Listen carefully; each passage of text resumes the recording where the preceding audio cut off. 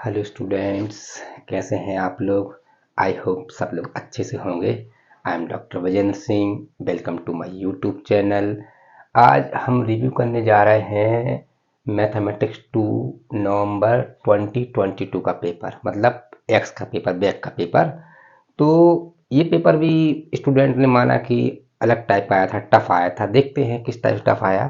क्या होता है बैक पेपर में, मैंने बोला कि हम मेन सेमेस्टर में रहते हैं तो बैक में हमारे पास टाइम से कम रहता है पढ़ने का। रेगुलर जब हमारा सेमेस्टर होता है तो हमारे पास 90 डेज रहते हैं। तो बैक के हिसाब से टाइम जब कम होता है और थोड़ा सा अलग पेपर आ गया तो फिर हमें टफ तो लगता ही है। देखते हैं कैसा क्या हुआ हुआ। जैसे कि मान लीजिए फर्स्ट क्वेश्चन है कि solve cos x dy equal to y sine x minus y using Bernoulli's. Bernoulli's क्या होता है बैक के हिसाब से। बर्नौली हमें फर्स्ट यूनिट में काफ़ी टफ मानते स्टूडेंट, और ऊपर से बर्नौली के बाद ये डायरेक्ट फॉर्मेट में नहीं सेट है। उसको सेट करना कि कौन सा राइट साइड ले जाना है, कौन सा लेफ्ट साइड ले जाना है, इस चक्कर में थोड़ा सा एवरेज स्टूडेंट के हिसाब से तो ये क्वेश्चन टफ है। तो इसको हम मान के चल रहे हैं कि नहीं बना होगा। दूसरा क्या है कि solve the linear differential equation. सब जानते हैं कि लीनियर है, बर्नौली में से हमेशा एक क्वेश्चन आता है, लेकिन स्टार्टिंग में पैटर्न में जो है हम सिंपल क्वेश्चन करते हैं। ऐसा लीनियर है क्या, ये लीनियर देखने से क्या लीनियर है बन जाएगा क्या। इसको प्रैक्टिस के बाद ही आता है। इसके अंदर कॉसेक एक्स का इंटीग्रेशन आएगा, सेक एक्स का इंटीग्रेशन आएगा। तो वो अगर हमें नहीं मालूम है कि कॉसेक एक्स का इंटीग्रेशन क्या होता है, अचानक हम स्टार्ट तो कर सकते हैं, लेकिन बीच में अगर हमारा इंटीग्रेशन हमारा वीक है थोड़ा सा, तो फिर ये वाला क्वेश्चन आगे जाके बनेगा नहीं हमसे। इसका मतलब ये भी आगे जाके बहुत टफ है हमारे लिए क्वेश्चन। होता क्या है, तो जब टफ है तो क्या टीचर पढ़ाते नहीं है इसलिए टफ है? ऐसी बात नहीं है। टीचर जितना टाइम ड्यूरेशन मिलता है उतने टाइम में करवाता है, लेकिन इसका नंबर के पहले बेस बनाने के लिए थोड़ा सा सिंपल क्वेश्चन करवाने पड़ते हैं। और हमारे लीजिए मान लीजिए लीनियर के लिए दो क्लास मिलती हैं, एक लीनियर इन वाई और लीनियर इन एक्स और एक बर्नौली।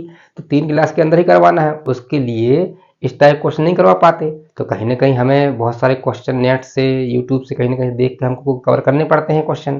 तो ये क्वेश्चन हमारे जनरली क्या टीचर करवाते नहीं हैं, क्योंकि उसके पहले दूसरे क्वेश्चन करवा देते हैं। इसलिए टीचर की गलती भी नहीं मान सकते हम, लेकिन हमें सिर्फ पैटर्न समझ के हमें अपने आप कुछ कुछ क्वेश्चन का पैटर्न देखना ही पड़ता है। तो ये बहुत टफ था क्वेश्चन था लीनियर का। ठीक है, अब ये देखते हैं कि सेकंड है solve r plus sine theta minus cos theta d r plus r d theta plus cos theta d theta. R और थीटा के फॉर्म में देख के क्वेश्चन ये भी स्टूडेंट का दिमाग घूम गया था। तो दिमाग तो मेरा भी घूम गया था कि किस टाइप का आ गया। फिर मैं तो चूँकि टीचर हूँ मैथमेटिक्स का, तो मैंने समझा कि इसको किस तरीके से आर और थीटा है। जब हम एग्जैक्ट पढ़ते हैं तो एग्जैक्ट में M d x plus N d y के फॉर्म में करते हैं। तो हमने आर को एक्स मान लिया था और थीटा को वाई मान लिया था, तो अपने आप रास्ता निकल गया था। फिर जिसने एग्जैक्ट की प्रैक्टिस की है तो फिर उसके आप अपने आप रास्ता निकल आता है। तो आर और थीटा एकदम से देख के बहुत सारे स्टूडेंट से नहीं बना है, तो हम ये मान के चल रहे हैं कि ये भी क्वेश्चन नहीं बनेगा। एवरेज स्टूडेंट, देखिए मैं फिर से बोल रहा हूँ कि जिसने अच्छे से किया है उनकी बात नहीं कर रहा हूँ, मैं बात कर रहा हूँ कि हमारा पेपर बैक होता क्यों है, ऐसे क्या क्या रीजन हो जाते हैं, हम उसके बारे में रिव्यू कर रहे हैं हम। और उस हमें अगर हम उसको सही कर लिया तो कम से कम टॉप करने की बात तो हम नहीं कर रहे हैं अभी, लेकिन हम कम से कम पास तो हो जाएंगे। क्योंकि हम कितना तैयारी कर लें पूरे सेमेस्टर में, कहीं ना कहीं बैक तो बहुत सारे स्टूडेंट होते हैं। तो क्यों हो रहे हैं, क्या इतना ज़्यादा टफ है M2, या हमने बना दिया है, या हमारे पास स्ट्रेटजी नहीं है सही। तो वो स्ट्रेटजी एक बनाने की कोशिश कर रहे हैं। तो क्या है कि ये वाला भी हमारे लिए नहीं बना है, मैं सब मान के चल रहे हैं हम। अब जैसे ये क्वेश्चन है CFPI का, हमने बताया CFPI एक ऐसा टॉपिक है कि स्टूडेंट इतना भी टफ नहीं है। अगर स्टूडेंट CFPI अच्छे से कर ले, CF के 3 केसेस होते हैं, PI के 6 केसेस होते हैं, तो पूरा M2 में अगर CFPI का अच्छे से कर लिया तो यहाँ पर क्वेश्चन बनेगा, इसके जस्ट बाद वाला होमोजीनियस बनेगा, साइमल्टेनियस बनेगा, वेरिएशन ऑफ पैरामीटर बनेगा, थर्ड यूनिट का CFPI बनेगा। अगर CFPI देखा जाए तो हम CFPI के लिए टॉपिक में पास हो सकते हैं, लेकिन क्या है फिर वही बहुत सारी प्रॉब्लम कि जैसे कि हम CFPI करते तो हैं, लेकिन कई लोगों से ये थर्ड डिग्री का रूट निकालते नहीं बनता है। और जब CFPI करना है तो अच्छे से करना है, कि चाहे थर्ड डिग्री हो चाहे 4 डिग्री हो। इन सबको हमने यूट्यूब में बहुत डिटेल में करवाया है, आप देख लीजिएगा। इसके बाद यूट्यूब में करने के बाद फिर कोई भी क्वेश्चन आप उठाएंगे हम यहाँ देंगे तो अपने आप में एक रास्ता बन जाएगा हमें। तो यह बोल कर देखना कि हाँ ये तो इसका है इसका है, इससे काम नहीं चलता है। हम समझ में तो आ जाएगा। सबसे बड़ा चैलेंज क्या होता है? सबसे बड़ा चैलेंज होता है कि उसको समझना कि कौन से टॉपिक का है, पहली बात कौन सी यूनिट का है और कौन से टॉपिक का है और कौन से टॉपिक किस केस का है। इसके बारे में हमने एक दो वीडियो बनाए हैं कि हम कैसे पहचानेंगे कि फर्स्ट यूनिट का है, और फर्स्ट यूनिट का पहचान गए तो फर्स्ट ऑर्डर फर्स्ट डिग्री का है, और फर्स्ट ऑर्डर फर्स्ट डिग्री का है तो यहाँ ये बर्नौली नहीं लिखा होता, तो बर्नौली का ही क्यों है, लीनियर का क्यों नहीं है, या एग्जैक्ट का क्यों है, इसका क्यों नहीं है, ये डिटेल में हमें मालूम हो तब जाके हम आराम से कोई पूरा पेपर आराम से उसको कंट्रोल कर लेंगे हम M2 पेपर को। तो ये पेपर हम मान के चल रहे हैं कि ये जो है हमसे भी नहीं बना होगा एवरेज स्टूडेंट, क्योंकि रूट जिससे निकालते नहीं बनते हैं तो ये बना नहीं होगा, ऐसा मान के चल रहा हूँ। अब ये देखो अगला क्वेश्चन कि सॉल्व d² + 4 बाहर into y equal to 10 2x by using method of variation of parameter. Variation of parameter तो हमेशा बहुत इंपॉर्टेंट ही टॉपिक होता है, चाहे वो 99% ही आता है हर सेमेस्टर में। तो क्या है कि ये तो कम से कम कोई स्टूडेंट कुछ भी हो, एवरेज बिलो एवरेज, इसको CF तो निकाल ही सकता है, क्योंकि CF हमारा मेन टॉपिक है M2 का। तो CF एक 40 मार्क्स का है, तो CF कम से कम 5 मार्क्स का तो देगा, भले PI ना बने इसका थोड़ा सा, लेकिन 5 मार्क्स का तो उसको बनाना ही पड़ेगा। अगर M2 कि हम बैक पेपर दे रहे हैं और अगर हम ऐसे इंपॉर्टेंट टॉपिक को नहीं कर पा रहे हैं तो कहीं ना कहीं हमारी तैयारी की बहुत बड़ा ये वो है, मतलब फॉल्ट है हमारी कि हम वेरिएशन पैरामीटर नहीं कर पा रहे हैं। तो हम पूरा करने की बात नहीं कर रहे हैं, हम CF तक तो निकाल सकते हैं इसका, तो 5 मार्क्स 14 में से इसका मिल सकता है यहाँ पर। अब हम देखें कि ये चलो क्वेश्चन है सोलेनोइडल वाले क्वेश्चन जो है ये होते हैं 5th यूनिट में वेक्टर कैलकुलस में। तो सोलेनोइडल हम समझते हैं कि डाइवर्जेंट F जो होता है 0 होता है, इसका डाइवर्जेंट क्या है 0 होता है, तो इसको भी कर सकते थे, लेकिन बहुत सारे स्टूडेंट ऐसा थ्योरी वाले क्वेश्चन कर नहीं पाते हैं, तो चलो हम इसका भी मान के चल रहे हैं कि ये भी नहीं बना होगा, ठीक है। लेकिन अब क्या है, नहीं बना पेपर में आना वो अलग बात है, लेकिन देख के और उसका बुक में देख लिया तो समझ में तो सब आ जाएगा कि ये भी बन जाएगा, ये बन जाएगा, ये बन जाएगा। लेकिन हमने जब जो फेस किया स्टूडेंट ने, स्पेशली बैक पेपर वाले ने फेस किया है, मैं उसकी बात कर रहा हूँ, क्योंकि मैं तो कंटिन्यू बहुत सारे स्टूडेंट से कंटिन्यू बात करता हूँ, प्रॉब्लम आई कहाँ है। तो मैं एज अ टीचर जैसे नहीं बोल रहा हूँ कि ये सबसे सिंपल है, मैं जो स्टूडेंट के साथ हुआ है एवरेज स्टूडेंट के साथ उसकी बात कर रहा हूँ मैं। तो ये मैं मान के चल रहा हूँ नहीं बना होगा। अब ये वाला क्वेश्चन जो है शो दैट द वेक्टर ये दिया है इज इरोटेशनल। इरोटेशनल क्या होता है कि जब कर्ल उसका F क्या हो 0 हो तो उसको क्या बोलते हैं इरोटेशनल, मतलब इसको वेक्टर F इक्वल टू मान लेंगे हम, ये क्या हो जाएगा इरोटेशनल हो जाएगा। अच्छा एक बात और है कि सो दैट वेक्टर R, अब R को कई बार अभी लोग ऐसा इस टाइप का होता है वेक्टर R, तो ये जल्दबाजी में ऐसा बनाने लगते हैं, तो हम समझ जाना है कि वेक्टर R ही है ये, ठीक है ये वाला। अब इरोटेशनल वाला क्वेश्चन आगे बोला फाइंड इट्स स्केलर पोटेंशियल। अब बहुत सारे स्टूडेंट स्केलर पोटेंशियल पढ़ते नहीं हैं, ये तो पढ़ लेते हैं इरोटेशनल, क्योंकि वेक्टर है सबसे इजी टॉपिक होता है जिसमें सबसे ज़्यादा आजकल परेशानी हो रही है, क्योंकि वेक्टर में कुछ कुछ का कुछ पूछ रहा है नई नई चीज़ें, जैसे थोड़ा सा अलग ये पूछ लिया, थोड़ा सा स्केलर पोटेंशियल पूछ लिया, तो है बहुत कुछ पढ़ाने के लिए उसमें।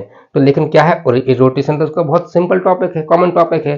तो हम मान लीजिए स्केलर पोटेंशियल नहीं बना तो कम से कम 4 मार्क्स का हमसे रोटेशन तो बन जाएगा, 3 मार्क्स का स्केलर पोटेंशियल नहीं बनेगा, ये मान के चल रहे हैं हम।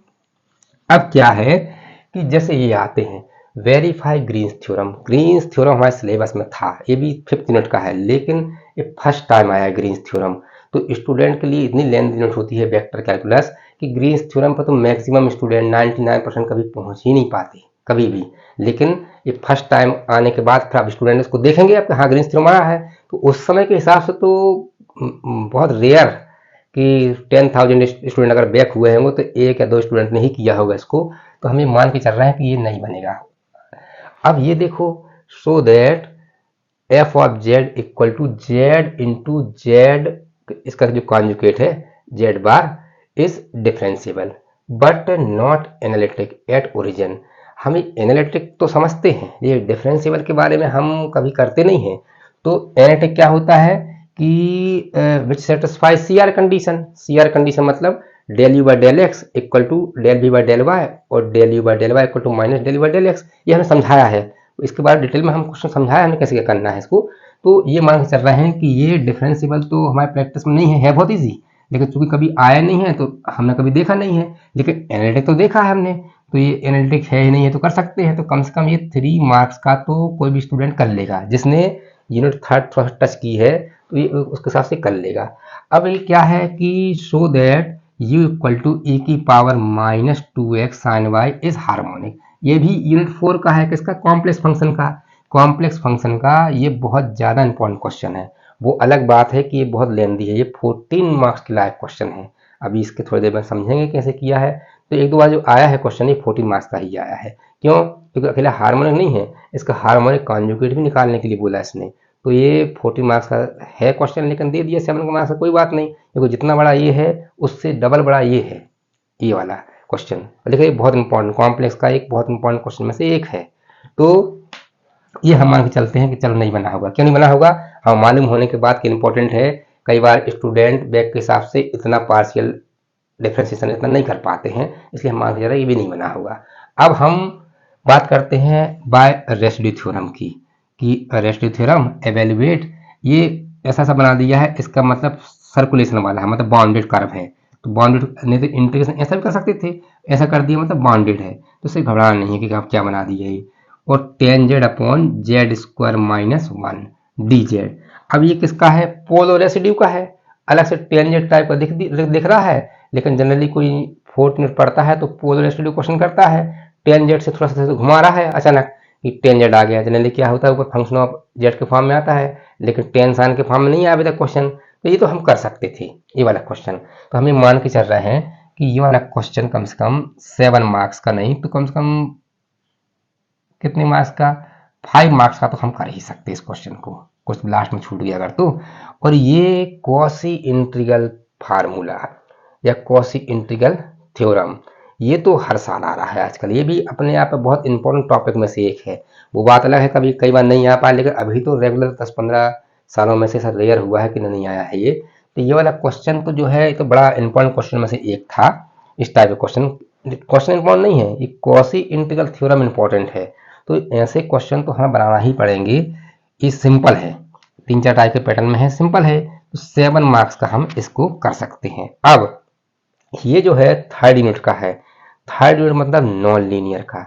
नॉन लीनियर का ये बहुत ज़्यादा इंपॉर्टेंट क्वेश्चन, जैसे ये बहुत ज़्यादा इंपॉर्टेंट क्वेश्चन था, कौन सा, ये वाला, इसे ये बहुत कॉमन इंपॉर्टेंट था, बहुत इंपॉर्टेंट, इसे ये बहुत ज़्यादा इंपॉर्टेंट ये भी था, ये कॉमन इंपॉर्टेंट क्वेश्चन है।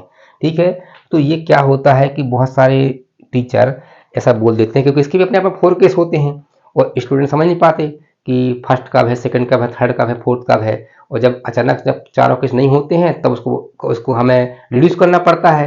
तो ये स्टूडेंट, बहुत सारे टीचर सब ये बोल देते हैं कि ये 4 पट से कर लेना। 4 पट से जब बोल के आता है तो ही 4 पट से करना है। इस क्वेश्चन को 4 पट से करने की कोशिश करेंगे तो आगे हमारा ये उलझ जाएगा। तो कई बार स्टूडेंट जो है, जो नॉन लीनियर पढ़ कर नहीं जाते हैं, नॉन लीनियर के साथ बहुत सिंपल है, तो 4 पट से कोशिश करते हैं, 4 पट से आगे जाकर तो उलझ जाएंगे। लेकिन 4 पट एक क्वेश्चन बनाने से कम से कम 2 या 3 मार्क्स कम से कम दे ही देता है वो, कि 4 पट एक क्वेश्चन बना दी, उसमें रख दी वैल्यूज 2 नंबर या 3 नंबर, ठीक है ना। अब ये जो है ये CFPI, जैसे ये CFPI फर्स्ट यूनिट का है, ये वाला जैसे ये CFPI किसका है, 3rd यूनिट का है, किसका, पार्शियल डिफरेंशियल इक्वेशन का। तो इसका CF तो बनना ही चाहिए इसका CF, और PI भी इसका बहुत ईजी है। तो हमें मान के चल रहे हैं कि CF अगर इसका नहीं बना तो हमारा ये CF नहीं बनेगा, तो ये नहीं बनेगा, ये नहीं बनेगा, तो बचा क्या हमारे पास M2 में। तो कम से कम CF के लिए इसको 3 मार्क्स तो कम से कम मिलेंगे। ये मैं सबसे वर्स्ट कंडीशन बता रहा हूँ कि जो सबसे बिलो एवरेज स्टूडेंट जो सोचते हैं और एवरेज स्टूडेंट, तो इसके हिसाब से तो हमें लगता है पास हो पाएंगे नहीं हो पाएंगे, देखते हैं। 1 2 3 4 5 क्वेश्चन हो गया 8 में से, ठीक है ना। तो ये 5 मार्क्स और 5 और 4 9, 9 और 3 12, 12 और ये 12, 12 24 25 26 27 28 29 30। हमारे पास इतना ज़्यादा छोड़ने के बाद भी 30 मार्क्स का करने का है। ऊपर से आप और छोड़ दें 8 मार्क्स का, तो कम से कम 26 मार्क्स छोड़ दें, 8 मार्क्स का 28 में से, तो कोई भी 8 मार्क्स का छोड़ दें, फिर भी हमारे पास 22 नंबर के करने के लायक तो था ये पेपर, नहीं था क्या 22। लेकिन हमें प्रेशर का टेंशन कब हो जाता है कि ये अचानक नया क्वेश्चन आ गया, ये बहुत लेंथी क्वेश्चन आ गया, और ये तो हमारे रेंज से समझते हुए भी नहीं बन रहे हैं, तो हमें लग रहा था बहुत टफ है। लेकिन बहुत टफ पेपर होने के बाद भी हमें अपनी स्ट्रेंथ कि हमने जो तैयारी की है थोड़ा बहुत, उसके हिसाब से हम कितना कर सकते हैं उतना तो कर ही सकते हैं। तो ठीक है, अब हम देखते हैं कि ये इनका सॉल्यूशन क्या है। लेकिन मैं फिर बोल रहा हूँ, ये समझ में उसी को आएगा जिसने पूरे टॉपिक किए हैं। बस ये तो क्या है, ये तो नए नए क्वेश्चन हैं, तो बस पैटर्न समझ में आएगा कि हाँ इसको ऐसा करना है। बाकी इसके पहले का बेस समझना है तो हमारे यूट्यूब चैनल हमने उसमें लिंक डाली हुई है, या नहीं है तो आप प्लेलिस्ट से देख लीजिएगा कि मान लीजिए बर्नौली है तो इसके पहले हमने 4 क्वेश्चन कैसे किए होंगे। अगर ये लीनियर है, लीनियर का एक नाम लेबनीज भी है, तो अगर इसके लेबनीज है, लीनियर है, तो इसके पहले 4-5 क्वेश्चन से हमने कैसे बेस बनाया होगा, तब जाके इस क्वेश्चन पे कैसे आए हमने एग्जैक्ट से कैसे किया होगा। तो अचानक ऐसा करेंगे तो समझ में तो कम आएगा। इसके पहले हमें बेस का बेस तो मालूम हो, ठीक है। तो इसका बेस देखते हैं, हम इसको देखते हैं कैसे सॉल्व किया हमने। क्या है, फर्स्ट क्वेश्चन जो है हमारा क्या दिया है, solve cos x dy equal to y sin x minus y dx using Bernoulli's. ये तो साफ साफ लिखा है बर्नौलीज, ठीक है। अब एक बात हम जानते हैं कि हम cos x को इस साइड ले आए अपॉन में, या sin x माइनस y को अपॉन में ले आए। यहाँ पर दो ऑप्शन हमारे पास। तो होता क्या है कि हम छोटी टर्म अपॉन में लाने की कोशिश करते हैं, मतलब cos x को यहाँ लाएंगे, sin x माइनस y को लाएंगे, तो इंटीग्रेशन में उलझ जाएंगे हम। देखते हैं इसका सॉल्यूशन किस टाइप से करना है। देखिए क्या है, जैसे यहाँ पर ये है, ठीक है ना। यहाँ देखिए क्या हमने क्या बताया था कि cos x को हम किस साइड लाए, यहाँ अपॉन में लेके आए, ठीक है। तो फिर इस dx को यहाँ पर ले आए तो ये dy बाई dx बन गया, मतलब first order first degree side जा रहा है तो उसी में होता है बर्नौली। अब हमने क्या किया कि इस y का अंदर इंटू कर दिए यहाँ पर, तो y sin x हो गया माइनस y स्क्वायर हो गया, ये ठीक है। अब y sin x upon cos x कर दिया और y square upon cos x कर दिया। तो ऐसा क्यों कर दिया, क्योंकि sin अपॉन cos क्या होता है, tan x होता है, ठीक है। और ये cos का उल्टा 1 अपॉन cos होता है sec x, तो ये यहाँ इतना हो गया। अब सवाल ये पैदा होता है कि हम एक बात जानते हैं कि बर्नौली कर रहा है, बर्नौली मतलब राइट साइड डिपेंडेंट रहता है, डिपेंडेंट मतलब जो ऊपर है y, तो ये भी डिपेंडेंट है, ये भी डिपेंडेंट, दोनों डिपेंडेंट हैं। तो हम लेफ्ट साइड हम मतलब किसको ले जाए, हम इसको कि इसको, जो टर्म छोटी होती है मतलब y की पावर में उसको ले जाते हैं। क्यों, क्योंकि क्या है, बड़ी पावर को हम कहाँ रखते हैं, राइट साइड पर डिवाइड होगा तभी तो जाकर उसमें आएगा। ऐसा डिवाइड होने के बाद देखते हैं कैसे डिवाइड होने के बाद। तो हम क्या है, दोनों डिपेंडेंट थे तो एक मजबूरी में छोटा वाली पावर y की छोटी पावर वाले को हम इस साइड ले गए हम।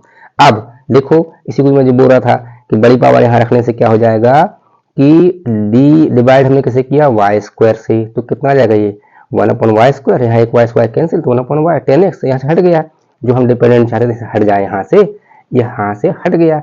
अब क्या है कि इसको हम ऐसा भी लिख सकते हैं, इसको हम ऐसा भी लिख सकते थे कि y की power -2 dy by d x minus y की पावर -1, और ये क्या है tan x equal to minus sec x. तो 1 अपन वाई को t माना, या फिर ऐसा बोल दें हम y की पावर -1 को क्या माना, t माना, तो इसका डिफरेंशिएशन मतलब माइनस आगे y की पावर -2 और dy by d x equal to क्या हो जाएगा, dt बाई डी एक्स हो जाएगा। तो हमारे पास तो ये है, ये वाली वैल्यू, मतलब ये है y की power -2 dy by d x क्या हो गया, minus dt by d x. तो हमने यहाँ पर ये वाली value minus d t by d x यहाँ रख दी minus d t by d x, और y की पावर माइनस वैल्यू क्या है t, तो ये कहेगा माइनस टी, और tan x तो पहले का है तो हमने इसको और अच्छे से यहाँ लिख दिया हमने, ठीक है। इतना हो गया। अब देखिए क्या ये लीनियर है कि नहीं है। अब डिपेंडेंट क्या है, t है, तो किसके फॉर्म में लीनियर हो गया, लीनियर इन t। तो इसका ये p है, इंडिपेंडेंट x था, ये इसका p है, इसका q है, ठीक है। तो अब क्या होगा ये कि हम जानते हैं आई एफ क्या होता है, e की पावर पी डी एक्स, तो e की पावर p कितना है tan x, और tan x का इंटीग्रेशन क्या होता है log sec x या माइनस log cos x। तो हम किसको मौका देंगे, अगर पहले हम माइनस होता तो हम माइनस log cos x का यूज कर लेते हम, ये हमने कई बार बताया, अच्छा मैं अपने मेन वीडियो में बताया है, और नहीं तो log sec x ही सही हमारे लिए। तो ये वाली प्रॉपर्टी लगा दी, e to the power log डिब्बा क्या होता है, डिब्बा होता है, तो कितना जाएगा log से ये कैंसिल, sec x आ गया। अब इसका कंप्लीट सोल्यूशन क्या, into t into I F, और यहाँ Q into I F d x plus c, तो क्या है आई एफ सेक एक्स है, क्यू भी क्या था सेक एक्स था, ये क्यू था ना सेक एक्स रख दिया, तो सेक एक्स क्या हो गया सेक स्क्वायर एक्स, और सेक स्क्वायर एक्स का इंटीग्रेशन होता है tan x, तो ये कितना आ गया tan x, और यहाँ t की वैल्यू हमने वापस रख दी, क्या थी टी की वैल्यू थी ये यहाँ पर टी की value y inverse equal to t, तो टी इक्वल टू 1/t या 1/t ऐसा हो गया ये। ठीक है, तो ऐसा हमने बर्नौली का कर लिया। लेकिन इसके पहले बहुत सारे क्वेश्चन हमने इजी टाइप को और भी क्वेश्चन करवाए हमने, हमारे उसका लिंक पे देख लीजिएगा यूट्यूब वाले लिंक पे। ठीक है, अब नेक्स्ट क्वेश्चन क्या लिखा है इसमें, second, solve the linear differential equation sin 2x dy/dx - y = 10x। इसमें लिखा हुआ है लीनियर, लीनियर है, नहीं होता तो हम फिर दिमाग लगाते हम। ठीक है ना, लीनियर का एक और नाम क्या है, लेबनिज लीनियर। कई बार लेबनिज लीनियर नाम से भी उलझा देता है। तो हमें क्या है, हम जानते हैं dy/dx के सामने कुछ नहीं होता तो इसको हटाएंगे, तो ये sin 2x डिवाइड करेंगे। तो हम देखते हैं इसको कैसे सॉल्यूशन किया इसका हमने। देखिए क्या है कि किससे डिवाइड किया, क्योंकि हम जानते हैं सामने कुछ नहीं होता, जो फॉर्मेट होता है हमारा वो इस टाइप से होता है, dy/dx plus by equal to 2x। तो ये किसके पी और क्यू किसके फंक्शन है, x के फंक्शन है। तो हमने किसको डिवाइड किया, पहले sin 2x डिवाइड किया तो 1/sin 2x, और यहाँ पर 10x/sin 2x। तो sin 2x का उल्टा होता है cos, तो ऊपर गया तो cos 2x हो गया, और यहाँ sin x होता है sin/cos, और इसको साइड में इंटू 1/2x लिखा, तो 2 sin 2 थीटा होता है 2 sin थीटा cos थीटा। तो sin 2x कितना हो गया, 2 sin x cos x हो गया। तो इससे क्या हो जाएगा, इससे एक ये कैंसिल, 2 cos स्क्वायर x हो गया ये। अभी ऊपर गया तो sec स्क्वायर x, cos का उल्टा sec होता है, और यहाँ पर सही रहता है। तो जो हम बताया था ना, ये p और q किसका फंक्शन है, x का फंक्शन है। तो ये हम समझ गए हैं कि किसका है, लीनियर इन y है। तो ये इसका p है माइनस cosec 2x, ये इसका q है 1/2 sec स्क्वायर x। अब इसका if क्या होता है, e to the power p dx। तो p कितना है, माइनस cosec 2x। अच्छा, cosec स्क्वायर x का तो इंटीग्रेशन होता है माइनस cot x, लेकिन अगर cosec x आ रहा है तो उसका क्या होता है, log 10x/2। ठीक है ना, यहाँ तक स्टूडेंट कई बार कंफ्यूज जाते हैं, एक और होता है लेकिन हम इसी का यूज करेंगे cosec x में। cosec x क्या होता है, log 10x/2, और अगर यहाँ 2x आ गया ऑलरेडी पहले से, तो क्या जाएगा log 10, यहाँ 2 × x/2, तो x हो गया और 1/2 आ गया cos 2x का। तो इस cos 2x से कितना आ गया, माइनस ये वाला 1/2 10x, क्योंकि cosec x का 10x/2 होता है, तो यहाँ 2x आ गया, तो 2 से 2 कैंसिल हो गया, तो बता रहा हूँ मैं। ठीक है, इतना आएगा। अब क्या होता है कि हम ये वाली प्रॉपर्टी e की पावर log डिब्बा तभी यूज कर पाते जब सामने कुछ ना हो। डिब्बा आता है जब कुछ ना हो, सामने -1/2 है, तो एक प्रॉपर्टी वो जानते हैं हम कि a log b क्या होता है, log b की पावर a, इसी पावर में पहुंच जाएगा ये। तो पहले इसको पावर में पहुंचाया तो कितना हो गया, 10 इनवर्स की पावर -1/2। अब ये कैंसिल हुआ तो कितना बचा, 10 की पावर -12। ठीक है, अभी IF निकल आया, तो इसका सॉल्यूशन क्या होता है, इसका जो सॉल्यूशन है वो कितना हो जाएगा, y × IF और यहाँ q × IF dx plus c। IF यहाँ लगा दिए यहाँ, और q क्या है 1/2 sec स्क्वायर, q है ना लिखा है 1/2 sec स्क्वायर x। तो हमने क्या किया, अब हम जानते हैं इस sec स्क्वायर x को हम यहाँ पर लाए, हम यहाँ, क्योंकि एक वीडियो में हमने बताया हुआ है, जब t और dt समझाया था तो इस टाइप का एग्जाम्पल लिया था हमने। वहां पर हमने क्या बताया था, हमारे दिमाग में है कि अगर t है 10x तो उसका dt बैठा हुआ है, तो 10x तो क्या माना t, तो इसका ये dt है, इसलिए मैं जानबूझ के अच्छा लिख के इसलिए मैं ले आया हूँ। तो sec स्क्वायर x dx क्या होगा, इसका dt। अभी क्या होगा, t की पावर -12, और ये क्या है dt। तो अभी कितना हो जाएगा, ये तो x की पावर n वाला फार्मूला बन गया। क्या होता है, x की पावर n का फार्मूला x की पावर n+1 अपॉन n+1। तो t की पावर n की वैल्यू क्या है, -1/2 है, तो -1/2 + 1, -1/2 + 1। तो सिंपल किया, इस 2 से 2 कैंसिल हो गया, तो t कितना आ गया, t आ गया 1/2।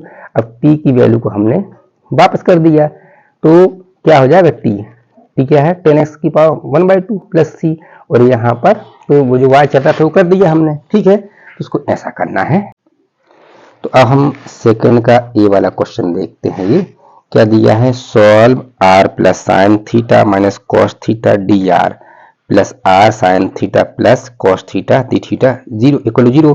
तो ये अचानक जब स्टूडेंट ऐसे क्वेश्चन करते नहीं हैं, लेकिन जब देखते हैं तो M2 में ऐसे क्वेश्चन तो कन्फ्यूजन तो हमें पैदा करते ही हैं, लेकिन क्या है कि हम जानते आर और थीटा है, यू और भी है, एक्स और वाई है, डब्ल्यू और जेड है, ये दिमाग में रखेंगे क्योंकि हमें हैबिट है एक्स और वाई करने की। तो अगर आर को हम एक्स मान लें और थीटा को अगर हम वाई मान लें तो एक अपने आप एक रास्ता निकल आएगा एक, और बाद में जो आर को एक्स माना है और थीटा को हमने वाई माना है हम चेंज कर देंगे। देखते हैं कैसे। देखिए यहाँ पर हमने क्या किया कि क्या रिप्लेस कर दिया, आर को हमने एक्स से, जिससे कंफ्यूजन ना हो, और थीटा को, ये थीटा है, थीटा को किससे कर दिया हमने, थीटा को हमने वाई से। तो ये क्वेश्चन ऐसा बन गया ऊपर वाला। अब हाँ पता है ये कौन सा फॉर्मेट का है, m d x plus N d y. तो ये इसका m है, ये इसका n है, मतलब एग्जैक्ट साफ साफ दिख रहा है हमें एग्जैक्ट का। तो m को हम y के रिस्पेक्ट में डिफरेंशिएट करते हैं, n को हम x के रिस्पेक्ट में। तो हमने x रिस्पेक्ट में किया तो यहाँ x का 1 आ गया, यहाँ x का 1 आ गया क्योंकि y वाला तो कांस्टेंट है। तो कितना आ गया टोटल, cos y और ये sin y। ऐसे यहाँ पर y के रिस्पेक्ट में किया तो इसका 0 हो गया, sin y का हो गया cos y, और माइनस cos y इसका भी होगा क्योंकि y का रिस्पेक्ट है। तो माइनस cos y का minus minus plus sin y, तो दोनों इक्वल हैं। तो क्या हो गया, ये एग्जैक्ट है। और जब एग्जैक्ट होता है तो इसका कंप्लीट सॉल्यूशन क्या होता है, m d x, integration of m d x, मतलब ये, ठीक है ना। और n d x but terms of n which do not contain x, ये हमने समझते हैं वाली बात। तो एन को हम उसी टर्म को लेंगे जिसमें एक्स नहीं है, तो यहाँ एक्स है छोड़ देंगे, ये एक्स है छोड़ देंगे, एक्स की टर्म आगे मतलब छोड़ देंगे, तो यहाँ क्या आएगा 0, ठीक है। तो इसका किया एक्स रिस्पेक्ट में, तो x square by 2 sine x, sine y तो कांस्टेंट है, इंटू 1 लगा हुआ है, तो 1 का x हो गया तो x साइन वाई। यहाँ पर फिर cos y कांस्टेंट है क्योंकि x का रिस्पेक्ट है, तो 1 लगा हुआ है तो 1 का x, तो x cos y equal to c। अब हमने क्या किया, वापस कर दिया, किसको वापस कर दिया हमने, जो x इक्वल टू हमने r माना था तो वापस कर दिया, y इक्वल टू थीटा कर दिया। तो इस तरीके से हमने इसको सिंपल कर लिया हमने, ठीक है। तो अब देखिए क्या है सेकंड का, ये सेकंड का बी वाला है, solve differential equation D cube minus 7d square plus 14d minus 8, बाहर y इंटू है e की power x cos 2y। d का मतलब क्या होता है, d का मतलब होता है d बाई डी एक्स, और d डैश भी साथ में होता तो पार्शियल का बन जाता है, d है मतलब d बाई डी एक्स, मतलब फर्स्ट यूनिट का है, CFPI का है। तो CFPI ही हमारी मेन स्ट्रेंथ है, ठीक है। तो CFPI को, CF किसको बोलते हैं, लेफ्ट हैंड साइड को सॉल्यूशन CF बोलते हैं, राइट साइड के सॉल्यूशन को PI बोलते हैं। तो फिर ये हमने बहुत डिटेल में बताया हुआ है, कहाँ, अपने चैनल पर बताया हुआ है। तो ये 3 डिग्री का इसका इक्वेशन है, 3 डिग्री का। तो हम जल्दी से देख लेते हैं, जल्दी से। हमने इसकी ऑक्सिलरी इक्वेशन ली, ऑक्सिलरी इक्वेशन क्या होती है, जो y के साथ लगा है उसके कोफिशिएंट को हम 0 लेते हैं, तो दिस इक्वल टू 0। अब जहाँ d है वहाँ m रखते हैं, तो ये m cube minus 7m square plus 14m minus 8 हो गया। अब इसकी मेथड से हमने कितने रूट निकाले, 3 रूट निकाले। अब ये इतने जल्दी जिसको मालूम है कि कैसे निकाला है तो उसको समझ में आ गया, नहीं तो बहुत सारी मेथड होती हैं फैक्टर वाली, डिवाइड वाली, लेकिन ये सबसे ईजी मेथड है। अभी क्या कर दिया, कैसे कर दिया, ये आपको एक छोटा सा वीडियो दिया हमने, 3 रूट निकालने का और 4 रूट निकालने का मेथड। हमें ये बहुत इजी पड़ती है, अगर आपको ये मेथड नहीं बनती है तो हमारे फिर से यूट्यूब पर जाकर आप इसको देख लीजिएगा। इसको ये बहुत इजी है, इसमें 4 डिग्री 3 डिग्री, क्योंकि हमारी एक वीकनेस, सबसे मैक्सिमम स्टूडेंट की वीकनेस क्या होती है कि जनरली एवरेज स्टूडेंट 3 डिग्री और 4 डिग्री का निकाल ही नहीं पाते हैं, और रूट निकालने की तो हमें कभी भी जरूरत पड़ जाती है, तो उसको देख लीजिएगा। तो इसके रूट कितने आ गए हैं, 1, 2 और 4, ठीक है। तो ये डिफरेंट रूट हैं। तो CF का फॉर्मेट क्या होता है, e की C1 e to power 1x, 1x मतलब x, प्लस C2 e की पावर 2x plus C3 e to power 4x। ऐसे हमने से क्या निकाल लिया, CF निकाल लिया। तो अब PI देखते हैं, जो y के साथ जो लगा हुआ है उसको हमने अपन बता रहा, 1 upon D Q minus 7d square plus 14d minus 8 into e की पावर x cos 2x। ये कौन से केस का है, ये 4th केस का है। तो हमें PI ही हमारा मेन टॉपिक है, क्योंकि इसकी जरूरत हमें सेकंड यूनिट में, थर्ड यूनिट में पढ़ने जा रही है। इसलिए क्या है कि इसके केसेस तो हमें मालूम हो, ये कौन सा केस का है, 4th केस का है, e to the power ax into v का। तो हम क्या करते हैं, यहाँ a क्या मान जाएगा, a जो है e की पावर 4th केस क्या होता है, a की पावर ax इंटू v। तो a जो होता है इसका a कुछ नहीं मतलब 1 माना जाएगा। तो जहाँ पर d है वहाँ क्या पुट करेंगे हम d+1, तो यहाँ d+1 का क्यूब, यहाँ d+1 का स्क्वायर, यहाँ d+1 ये रख दिया हमने। अब आगे जाके जनरली क्या है, अगर साइन कोस है तो सेकंड केस बन जाता है, और x की पावर में है तो थर्ड केस बन जाता है। केस के अंदर केस आते हैं, तो ये कौन सा केस स्टार्ट हो गया, सेकंड। लेकिन हम लिखते कब हैं, जब पूरा इसको सिंपल इजी कर लें हम, ठीक है। तो इसका ब्रैकेट हमने खोला, ये इसका ब्रैकेट ओपन किया, ये इसका ब्रैकेट, इसका ब्रैकेट, और इसकी वैल्यू काटने पीटने के बाद कितना आ गई, d³ minus 4d square plus 3d cos 2x। अब हम यहाँ पर केस सेकंड स्टार्ट हो गया, स्टार्ट तो यहाँ से हो गया, लेकिन जब हम सॉल्यूशन कर रहे हैं तब से लिखना स्टार्ट कर रहे हैं कि अब केस सेकंड स्टार्ट। तो केस सेकंड क्या बोलता है, जब साइन है कॉस हो राइट साइड, ठीक है, तो हम क्या पुट करते हैं, फिर इसका ए कहलाएगा, ऐसा होता है साइन ax या फिर कॉस ax, ठीक है। तो ए क्या है, इसका 2 है, ए 2 है, तो क्या पुट करेंगे, जहाँ डी स्क्वायर है वहाँ -2 का स्क्वायर, -2 का होल स्क्वायर नहीं है, माइनस अलग 2 का स्क्वायर इक्वल टू क्या हो जाएगा, ये -4 हो जाएगा। तो यहाँ रखा, यहाँ डी क्यूब है, हम सिर्फ डी स्क्वायर रख सकते हैं, तो डी स्क्वायर मतलब D into D, D cube मतलब डी इंटू डी स्क्वायर, तो इसमें रखा तो ये कितना -4, इसमें रखा तो ये -4, डी में हम रख ही नहीं सकते, तो थोड़ा सा और सिंपल किया तो ये सॉल्व किया तो इतना आ गया। अब यहाँ से दो रास्ते होते हैं, अकेला अगर डी आता है 1/d तो इंटीग्रेशन करते हैं, और टर्म के फॉर्म में आता है तो रेशनलाइज करते हैं हम। ये हमने वहाँ पर वीडियो में बताया है, क्योंकि अब यहाँ पर हम डायरेक्ट का सॉल्यूशन की बात कर रहा हूँ मैं, ठीक है। तो अगर हमने इससे माइनस कॉमन लिया तो बचा d-8, रेशनलाइज करना पड़ेगा, टर्म के फॉर्म में है। कैसे रेशनलाइज, d+8 का इंटू d+8 का डिवाइड, क्यों किया, क्योंकि a minus b, a plus b क्या हो गया, a square minus b square, तो ऐसा बन गया, डी स्क्वायर बन गया, वो ऊपर ही तो यहाँ आ गया ऐसा। अब डी स्क्वायर बन गया तो फिर से हमने क्या किया, जहाँ डी स्क्वायर है क्योंकि डी स्क्वायर में रख सकते हैं, -2 का स्क्वायर तो -4 रख दिया हमने। जब -4 रखा तो नीचे तो हमारा काम हो गया, ये -4 -64 नीचे तो हो गया -68, लेकिन ऊपर का तो रखते भी नहीं है, तो ऊपर का मतलब हम यहाँ इसका यहाँ इंटू किया तो d ऑफ cos 2x, और यहाँ इंटू किया तो 8 cos 2x। अच्छा, d ऑफ cos 2x का मतलब, d का मतलब होता है डिफरेंशिएशन x के रिस्पेक्ट में, तो cos 2x कितना होता है इसका, sin 2x क्या होता है, माइनस sin 2x, नंबर आगे ले आए इंटू 2, तो ये हम ले आए ना यहाँ पर, इसका डिफरेंशिएशन -2 sin 2x प्लस 8 इतने से रहेगा अपॉन 68। अब अपन थोड़ा सा कैंसिल कर दिया, इस 2 से थोड़ा सा ये कैंसिल, यहाँ 8 में 2 से ये कैंसिल, डिवाइड करने के बाद तो ये इतना आ गया। और कंप्लीट सॉल्यूशन क्या होता है, y equal to CF plus PI, ऐसा होता है कंप्लीट सोल्यूशन, ठीक है। अब देखिए क्या है, ये तो बड़ा इंपॉर्टेंट क्वेश्चन है, थर्ड क्वेश्चन 40 मार्क्स का भी आया है। Solve d square plus 4 into y को 10 2x by using method of variation of parameter. ये कंटिन्यू 10 वाला कंटिन्यू 3-4 बार से लगातार आ रहा है, और वैसे वेरिएशन ऑफ पैरामीटर के क्वेश्चन तो इंपॉर्टेंट होते ही हमारे लिए, ठीक है। जल्दी से देख लेते हैं कैसा किया है। ये देखिए, इसमें हम जानते हैं कि CF निकालना पड़ता है पहले, तो हमने क्या किया कि ये इसकी ऑक्सिलरी इक्वेशन है, d स्क्वायर प्लस 4, डी में रखा m, तो m square plus 4 equal to 0, root कितने आ गए, +-2i आ गए, ठीक है ना। अब मैं एक मान के चलता हूँ कि जिसको मालूम है उसको ही समझ में आ गया, डिटेल में समझना है, बाबा बोल रहा हूँ तो आपको यूट्यूब पे मेरे डिटेल में देखना पड़ेगा। तो ये हो जाएगा, ये इसका y1 है, c1 के साथ लगा उसको y1 बोलते हैं, c2 के साथ लगा उसको y2 बोलते हैं, तो y1 y2 आएगा CF से। फंक्शन ऑफ x क्या होता है, जो राइट साइड दिया है यहाँ पर वो फंक्शन ऑफ x है। तो सबसे पहले w निकालना पड़ता है, w क्या होता है, y1 y2 और y1 डैश y2 डैश, मतलब डैश मतलब डिफरेंशिएशन, तो y1 कितना है cos 2x, इसका डिफरेंशिएशन कितना जाएगा -2 sin 2x, और y2 कितना है sin 2x, और इसका डिफरेंशिएशन sin 2x का cos 2x इंटू 2, इसका इसमें इंटू किया, इसका इसमें इंटू किया, इतना आ गया ये।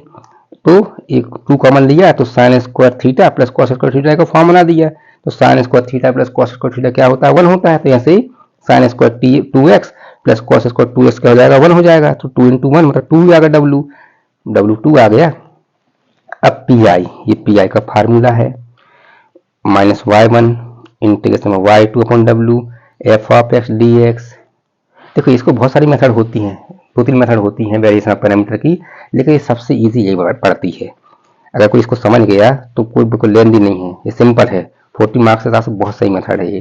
तो इसमें y1 y2 w f of x की वैल्यू लिखी हमने, ठीक है। अब हम एक बार जानते हैं ट्रिग्नोमेट्री में हमारी स्ट्रेंथ होती है साइन और कॉस।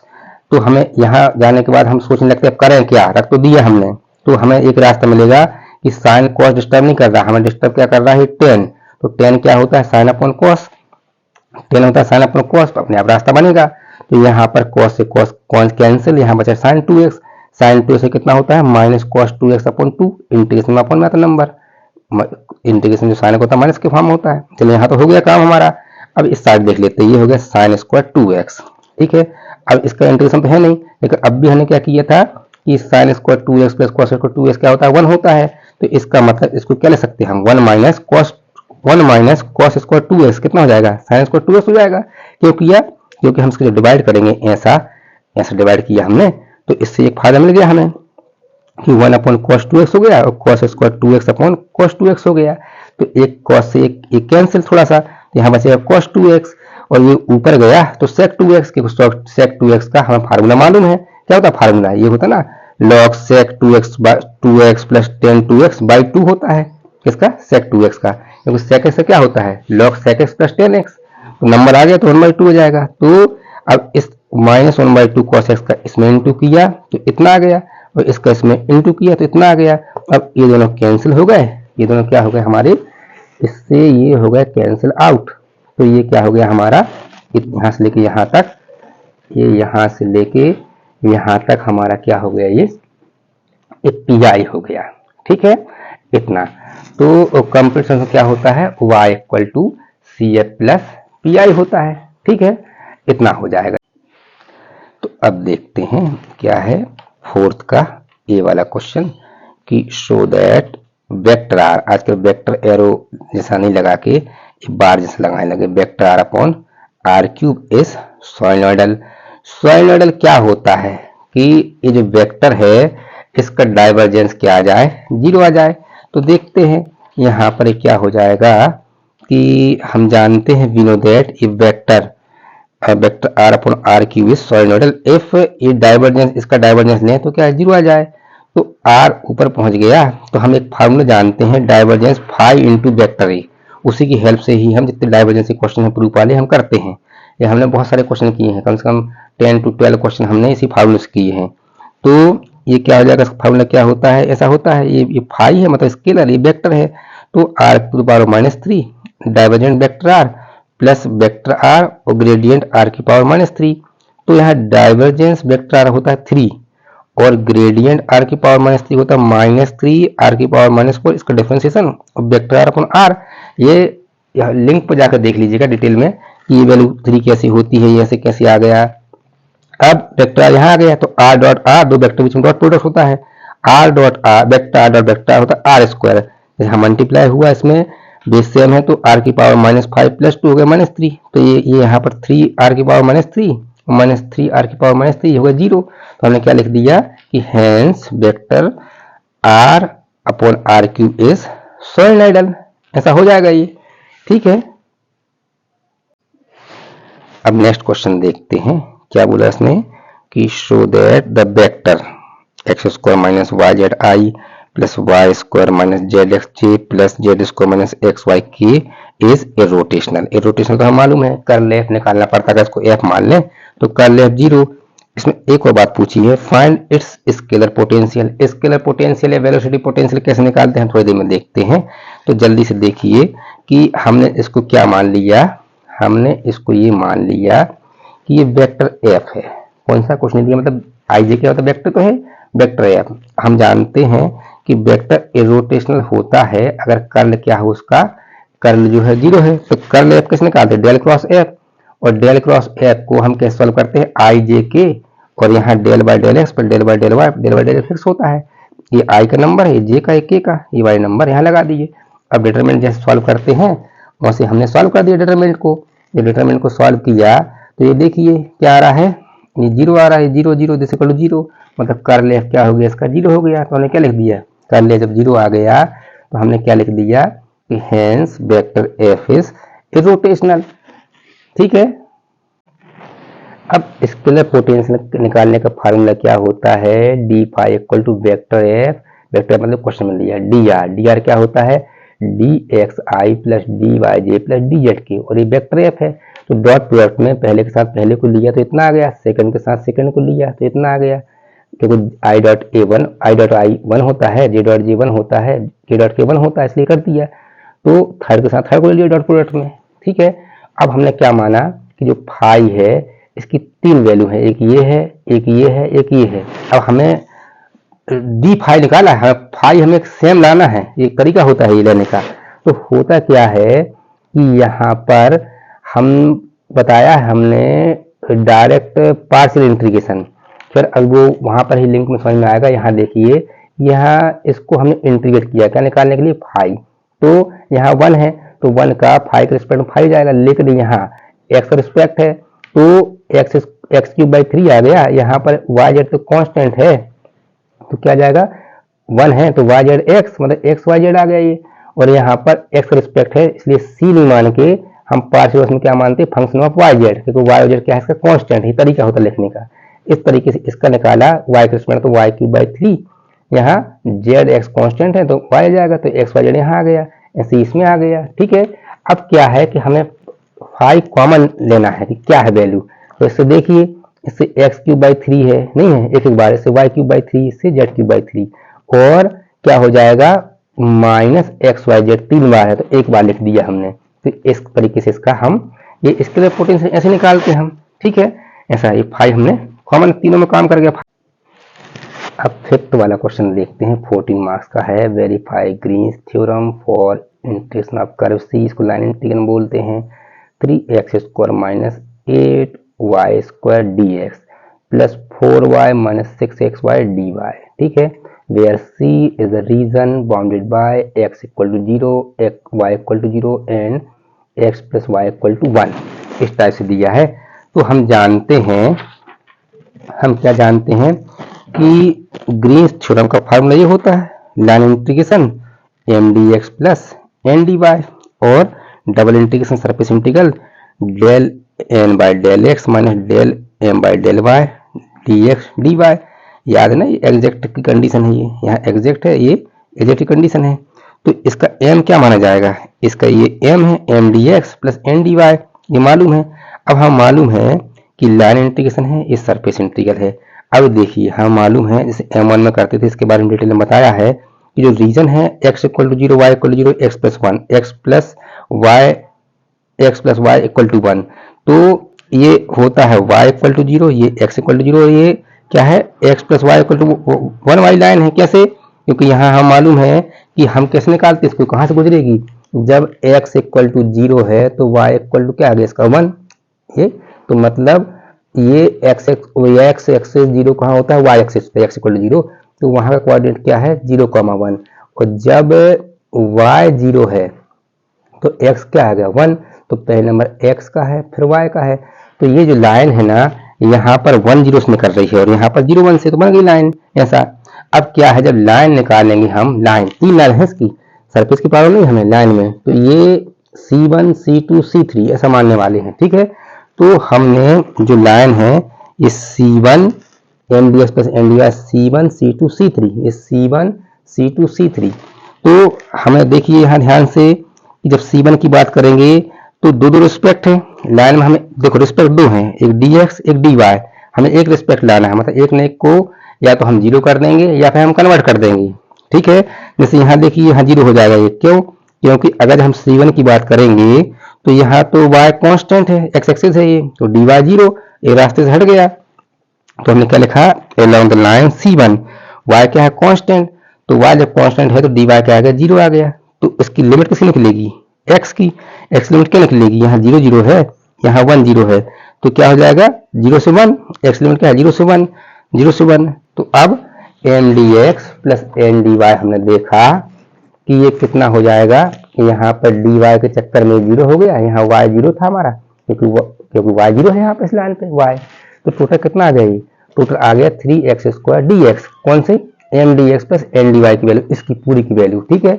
और इसमें रख दिया और लिमिट हमारी क्या है 0 से 1, 3x स्क्वायर dx, सॉल्व किया 1 आ गया, किसकी वैल्यू C1 की वैल्यू।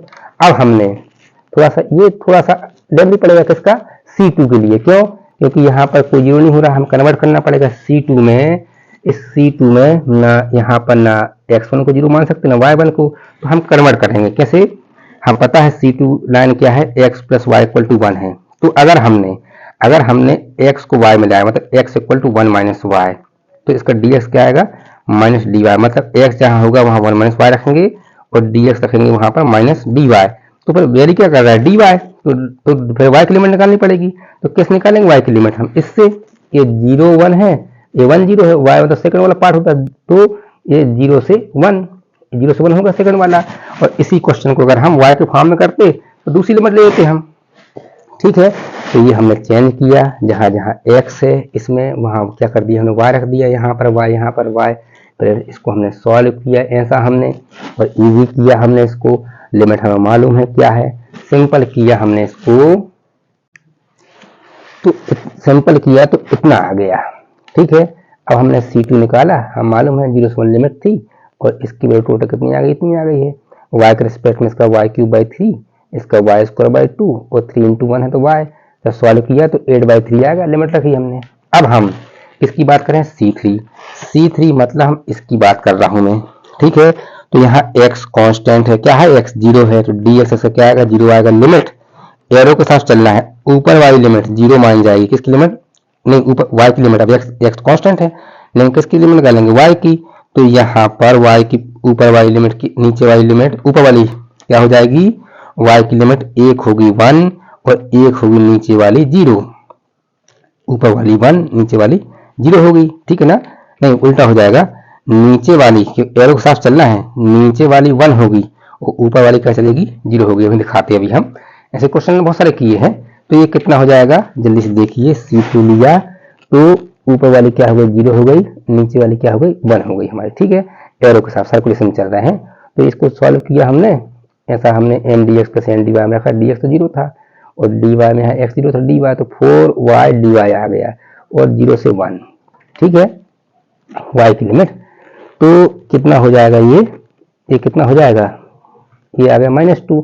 अब इन सब वैल्यूज को हमने कहाँ रखा, सेकंड में। सेकंड मतलब जो integration of curve c m dx plus n dy था, इसमें रखा हमने। ठीक है, इसमें रखा हमने, तो हमारा आ चुका है, ये कितना आ गया है, ये आ चुका है।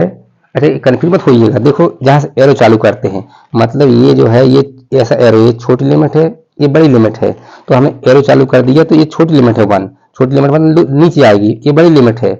ऐसे जब ये यहाँ किया तो ये छोटी ये बड़ी, यहाँ किया तो ये छोटी ये बड़ी, तो यहाँ से ऐसे एरो किया तो 1 पहले आएगा नीचे और 0 बाद में आएगा। ठीक है ना, अब समझ में आ गया होगा। तो अब देखिए क्या है, इस सेकंड में इसको रखा तो कितना आ गया, 5/3 आ गया। अब इस तरीके से अब हम क्या निकालने वाले, इसका सरफेस। तो देखिए अब हम क्या निकालते हैं, सरफेस इंटीग्रल। ठीक है ना, तो सरफेस इंटीग्रल का फार्मूला में ये लिखा हुआ है। तो हमें मालूम है कि m जो है 3x² माइनस y² है, और m dx लगा उसको m बोलते हैं, और उसके साथ लगा है जो dy उसको n बोलते हैं। तो m को y के रिस्पेक्ट में करते हैं, y का रिस्पेक्ट तो 0 हो गया, इसका कितना आ गया -16y, और n को हम x रिस्पेक्ट में किया तो इसका आ गया x रिस्पेक्ट में इसका 0 और इसका y, इसका x का 1 तो -6y आ गया। अब इसमें रखा। अब हम जानते हैं कि अपने हिसाब से हम स्ट्रेट dx dy है, अगर हमने पहले dy dx लिया तो अंदर ये जो x plus y equal to 1 है, और अगर हमें 3D का वो फिगर नहीं करना है, मतलब स्टेप वगैरह नहीं काटना, तो सीधे लिख लो y इक्वल टू क्या हो जाएगा, 1 माइनस x। सही है ना, y equal to 1 minus x। नहीं तो स्टेप काट के हमने m1 में काटा था स्टेप, और एक वैल्यू क्या है, एक दी है क्वेश्चन में लिमिट 0 से, तो 0 से इतना, और जब x निकालते हैं तो y को हम 0 मान लेते हैं, x इक्वल टू 1 हो जाएगा, ऐसा निकालते हैं। ठीक है, ये हमें अपने वीडियो में अच्छे से बताया हुआ है कि कैसे डायरेक्ट कैसे निकालते हैं बिना फिगर के। तो अंदर की लिमिट क्या है, y की 0 से 1 माइनस x, बाहर की क्या है x की 0 से 1, क्योंकि रिस्पेक्ट हम अपने हिसाब से चेंज कर लेते हैं। अगर हम पहले अंदर x रखते तो 0 से 1 माइनस y हो जाता, और y 0 से 1 हो जाता। तो जब इसको हमने सॉल्व किया, पहले y के रिस्पेक्ट में है तो कितना, अच्छा दोनों ऐड हो गए तो कितना हो गया, 10y आ गया, 10 बाहर निकल गया, तो y का आ गया y²/2, लिमिट रखी हमने 0 से 1 माइनस x। सॉल्व करते गए और ये देखिए कि लिमिट x रिस्पेक्ट में भी किया हमने, तो कितना आ रहा टोटल 5/3। तो हमने देखा कि a और b से, ये a था लाइन इंटीग्रेशन, और ये b था, a और b से 5/3 आ गया। तो हमने क्या बोल दिया कि हमारा ग्रीन्स थ्योरम मतलब ये दोनों सेम है, तो हो गया वेरीफाई ग्रीन्स थ्योरम। ठीक है, तो ये 40 मार्क्स का था, तो ऐसा ही सिंपल है, बन जाएगा। लिमिट मेट के बारे में हमने डिटेल में बताया हुआ, कोई बड़ी बात नहीं है। ठीक है, तो हम 6 का ए वाला क्वेश्चन देखते हैं। So that function of z equal to z into z bar is differentiable but not analytic at origin. हमें तो ऐसा लगता है कि ये तो एनालिटिक नहीं है, लेकिन ओरिजिन पे एनालिटिक है। ऐसा लिख सकते हैं कि but not analytic and that is analytic in origin. Origin पे एनालिटिक है, यहाँ पर डायरेक्ट एनालिटिक नहीं है। तो डिफरेंशिएबल का मतलब जो है, हम डेरिवेटिव का जो फार्मूला जैसे निकालते थे 12th में, उस तरीके से निकालेंगे, और एनालिटिक को तो हम CR कंडीशन से प्रूव कर देंगे हम। तो जल्दी से हम देखते हैं इसको कैसे करना है। तो देखिए, हम जानते हैं कि f of z equal to क्या दिया है, z इंटू जेड बार, मतलब z कॉन्जुगेट। तो इसकी वैल्यू होती है x प्लस आई वाई, इसकी होती है x माइनस आई वाई। तो फिर a plus b, a minus b मतलब x square plus y square, क्योंकि आई आता है यहाँ पर, माइनस आता तो आई स्क्वायर को चेक करने में माइनस हो गया ये। तो हम जानते हैं एफ ऑफ जेड क्या होता है, यू प्लस आई भी होता है। तो इसमें आई वाले को भी बोलते हैं, आई वाला आ नहीं पाया है, तो ये सिर्फ यू है, ये यू और ये भी। तो यू कितना आ गया, x square plus y square. भी कितना आ गया इसका, 0।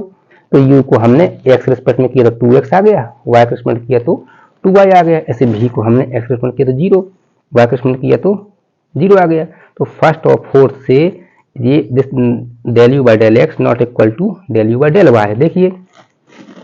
और सेकंड और थर्ड से नॉट इक्वल टू है, तो मतलब ये एनालिटिक नहीं है। ठीक है ना, we know that by CR condition that is not analytic. लेकिन अगर एट ओरिजिन पे, ओरिजिन मतलब 0 0, मतलब x की वैल्यू 0 और y की वैल्यू 0 रखना हम इसमें, तो यहाँ तो रखने के लिए कुछ है नहीं, तो 0 0 रहेगा, यहाँ 0 यहाँ 0, तो ये 0 यहाँ भी 0 आ गया, यहाँ भी 0 आ गया, तो सेम हो गया ये देखिए, ये चारों क्या होगा, 0 0 आ गए, तो अपने आप सेटिस्फाई कर रहा है। तो इसका मतलब कि ये जो फंक्शन था एनालिटिक नहीं है, लेकिन 0 0 पे क्या है, एनालिटिक है। अब देखिए, इसको डिफरेंशिएबल प्रूव करना है। डिफरेंशिएबल हम जानते हैं, जो पार्शियल डेरिवेटिव का जो फार्मूला होता है, ये हमें मालूम है कि इसका x के रिस्पेक्ट में 2x आएगा, इसका y के रिस्पेक्ट में 2y आएगा। लेकिन हमें इसमें जो फार्मूला होता है वो ये होता है, कैसा होता है, जब x वेरी कर रहा है, कौन सा, del f by del x, क्या होता है, x plus h comma y minus function of x y. Function of x y मतलब ये क्वेश्चन, ये क्या है, एफ ऑफ जेड मतलब क्या है, x function of x y है, नहीं है क्या। तो जब y वाला करेंगे तो यहाँ उसमें करेंगे हम y प्लस एच कर देंगे, मतलब del f by del y है। तो इसका मतलब क्या होता है कि जो एक्स वाई है, जहाँ x है वहाँ x प्लस एच रखना है, तो x प्लस एच का होल स्क्वायर हो जाएगा। और यहाँ पे सेम ऐसे रहेगा, ब्रैकेट खोला ऐसा, काटा पीट किया, तो एक्स स्क्वायर से एक्स स्क्वायर कट गया, वाई स्क्वायर से माइनस वाई स्क्वायर कैंसिल हो गया, कितना बचा, यहाँ 2h बचा और एच स्क्वायर, तो h कॉमन लिया क्योंकि नीचे हटाना है, क्योंकि कहीं ना कहीं हमें लिमिट रखना है, h टेंड्स टू 0। तो कितना हो जाएगा ये, एच से H cancel, 2x plus H बचा। अब रख सकते हैं क्योंकि अब एडजस्ट करेगा ये, तो यहाँ रख दिया 0, तो 2x आ गया जो हम पहले बोल रहे थे, लेकिन ऐसी फॉर्मेलिटी तो करनी थी हमें इसकी ऐसी। तो क्या आ गया, 2x del f by del x हम डायरेक्ट निकालते हैं, लेकिन ये डिफरेंशिएबिलिटी इसकी ऐसी चेक करते हैं। ठीक है ना, तो इस तरीके से हमने y वाले को किया, हमने जहाँ y है यहाँ पर, वहाँ पर x प्लस एच का होल स्क्वायर लिखा, काटा पीटा, और इसको h प्लस 2y आ गया, तो h की वैल्यू आप 0 रख सकते हैं, 2y आ गया। तो हमने क्या बोल दिया कि इसका डेरिवेटिव है, तो इसलिए क्या बोल दिया, hence f of z is differentiable. ऐसा हमने इसको कर दिया हमने। ठीक है, तो 6 का b वाला है, so that u equal to e to the power minus 2x sine 2y is harmonic and determine its harmonic conjugate. Harmonic conjugate क्या होता है, कॉन्जुगेट हार्मोनिक होता क्या है, अगर u दिया है तो del square u by del x square plus del square u by del y square 0 लाए, तो हार्मोनिक कॉन्जुगेट मतलब उसका भी हमें निकालना है। तो भी कैसे निकालेंगे, हम भी निकालेंगे मिलन थॉमसन से, एनालिटिक से। लेकिन हम चाहें तो प्रूव कर सकते, प्रूव कर देते हम डेल स्क्वायर भी by del x square plus del square भी बाय डेल वाई स्क्वायर, लेकिन हम करेंगे नहीं, क्योंकि हम एक रूल जानते हैं। हम चाहें तो हम एक बात जानते हैं कि हम अगर कोई फंक्शन एनालिटिक है तो उसका वो हार्मोनिक होगा, ये पक्का है, ठीक है ना। तो हम ऐसे लिख देंगे, अगर हमने इसका भी निकाल दिया तो हम बोल देंगे दैट इज एनालिटिक, और इसलिए ये हार्मोनिक भी होगा, इसका हार्मोनिक कॉन्जुगेट होगा, ठीक है ना। कहने का मतलब ये है कि जो स्टूडेंट 12th पास करके आता है वो 10th पास होगा, लेकिन जो 10th पास करेगा जरूरी नहीं है कि 12th भी करे। कहने का मतलब ये है जो एनालिटिक है वो हार्मोनिक होगा, लेकिन जो हार्मोनिक है वो जरूरी नहीं कि एनालिटिक भी हो। तो यहाँ पर हम एनालिटिक पे ज़्यादा फोकस कर रहे हैं, ठीक है। तो जल्दी से देखते हैं कि जैसे ये क्वेश्चन दिया है, ये अपना u इतना दिया है, 2 बार इसका हमने x रिस्पेक्ट में किया, तो ये तो कांस्टेंट है sin 2y, इसका कितना का e की पावर -2x, और कांस्टेंट आएगा -2, तो -2 को आगे लिखा तो इतना आ गया, एक बार और कर दिया तो -2 का स्क्वायर आ गया, तो -2 का मतलब 4 हो गया इतना। इस तरीके से इस फर्स्ट को हमने y के रिस्पेक्ट में किया, तो अब sin 2y का होगा तो कितना हो जाएगा sin 2y cos 2y, फिर नंबर 2 एक बार किया इसका तो cos 2y का माइनस sin 2y इंटू 2 का स्क्वायर, ऐसे लिख दिया। अब इन दोनों को ऐड किया, किसको, फर्स्ट और सेकंड को हमने ऐड किया, फर्स्ट और सेकंड को, तो ये कितना आ गया, ये 0 आ गया, तो हमने क्या लिख दिया, हेंस यू इज हार्मोनिक। जो ये बोल रहा था हार्मोनिक प्रूफ पर, तो कर दिया। अब इसका कॉन्जुगेट निकालने के लिए बोला है, तो हमने क्या बताया अभी हमने क्या बताया, हम भी निकालने की कोशिश करेंगे। भी कैसे निकालते हैं हम, कंस्ट्रक्शन ऑफ एनालिटिक फंक्शन से, या जिससे कंस्ट्रक्ट कर रहे हैं उसका नाम उसका मेलन-थॉम्सन मेथड है। तो क्या करते हैं हम कि del u by del x और del v by del y निकालते हैं, जो कि निकल चुका पहले। इसमें x इक्वल टू हम z रखते हैं और y इक्वल टू 0, तो हमने क्या लिखा, x इक्वल टू z और y इक्वल टू 0, फर्स्ट और सेकंड। हमने इसको फर्स्ट मान लिया, अभी इसको डिमांड के हिसाब से इसको हमने सेकंड मान लिया, हमने रखा, तो del u by del x आ गया 0, क्योंकि z में x में z रखते हैं, y में 0, उसमें y में 0 रखते हैं, तो 0 आ गया, साइन 0 0 होता है, और यहाँ पर cos 0 1 होता है, तो 2e की पावर -2z। तो हम जानते हैं f ऑफ z होता है u प्लस आई भी, इसका differentiation del u by del x plus i del u by del x. तो इसको सी आर कंडीशन से हम चेंज कर लिया, del u by del x क्या होता है, minus del u by del y होता है, ठीक है, क्योंकि हमारे पास u वाली वैल्यूज हैं। तो ये वाली वैल्यू 0 है, ये कितनी है, 2e की पावर -2z। तो जब इसका एफ हटाना है तो इसका इंटीग्रेशन किया तो -2y बाहर निकाल दिया, यहाँ तो आ गया f ऑफ z, और यहाँ पर e की पावर 2z अपॉन -2, तो -2 से -2 कैंसिल, 2 से 2 कैंसिल, तो मतलब कितना आ गया, e की पावर 2z। अब ये आ गया। अब इसके अंदर क्योंकि हम एक बात जानते हैं कि f ऑफ z होता है u प्लस आई बी, तो इसके अंदर पक्का है कि u और v छुपा होगा, और u तो हमारा जो क्वेश्चन है वो दिया ही हुआ है, वो पक्का वैसे आना है। जो v बचेगा उसको हम कॉन्जुगेट बोल देंगे, और जब एनालिटिक प्रूव कर ही दिया है तो हम फिर क्यों प्रूव करेंगे उसको, हम बोल देंगे एनालिटिक है तो ये अपने आप में हार्मोनिक होगा, तो हार्मोनिक कॉन्जुगेट प्रूफ हो जाएगा ये, ठीक है। तो देखते हैं इसके आगे। तो देखिए क्या है, z क्या होता है, x प्लस आई वाई, तो 2 का इंटू किया तो -2x -2i से क्यों कर रहा हूँ, इसको अलग कर दिए, ऐसा इसलिए कर रहा हूँ कि e की पावर i लाना जरूरी है, डी माइनस बार थ्योरम लग जाएगा। e की पावर i थीटा क्या होता है, cos theta plus i sin theta, और e की पावर माइनस i थीटा क्या होता है, cos theta minus i sin theta. तो यहाँ पर इसका यूज कर लेंगे हम, यहाँ थीटा क्या है, -2y है, ठीक है ना, नहीं 2y है, i वाला तो यहाँ यूज कर लेगा माइनस का, तो ये कितना है, cos 2y minus i sin 2y, ये वाला फार्मूला फिट हो गया। अब इसका इसमें इंटू किया तो इतना आ गया, इसका इसमें इंटू किया तो माइनस माइनस प्लस हो गया, क्यों माइनस माइनस प्लस क्यों हो गया, तो आई स्क्वायर हो गया -1, तो ये प्लस हो गया, तो आई के साथ लगा उसको हम क्या बोलते हैं भी, और ये यू तो अच्छे लिख दिया, पहले यू लिख दिया फिर भी लिख दिया, तो यू तो हमारा क्वेश्चन था पहले से, और ये क्या है हमारा, ये हमारा जो बचा हुआ भी है, क्योंकि इमेजनरी पार्ट के साथ लगा हो तो उसको भी बोलते हैं। अब हम चाहते तो 2 बार इसको हम एक्स रिस्पेक्ट में डिफरेंशिएट करके, 2 बार इसको वाई रिस्पेक्ट में डिफरेंशिएट करके हम 0 प्रूव कर सकते थे, लेकिन हमें नहीं करना है। अगर तो हम क्या लिख देंगे कि we know that if function is analytic, analytic तो है तभी तो हमने एफ ऑफ जेड निकाला है, ठीक है ना, function is analytic, we know that the function is analytic, then it satisfies CR condition and harmonic condition. तो अगर एनालिटिक है तो हार्मोनिक कंडीशन सेटिस्फाई करेगा, मतलब भी है तो 2 बार भी के रिस्पेक्ट में करेंगे, 2 बार भी को एक्स रिस्पेक्ट में, वाई रिस्पेक्ट में 0 आएगा, यू है तो मतलब उसका भी 0 आएगा। तो हमें इसको ये पॉइंट लिखने से हम उससे बच सकते हैं कि हमें इसको इतना 2 बार डिफरेंशिएट एक्स रिस्पेक्ट में नहीं करना है, इसको 2 बार वाई रिस्पेक्ट में नहीं करना है, ये कंडीशन ही मेन होती है, ठीक है। तो उतना टाइम नहीं है, तो हम इसको ऐसा करके छोड़ देंगे कि एनालिटिक है, इसलिए ये इसका हार्मोनिक कॉन्जुगेट है।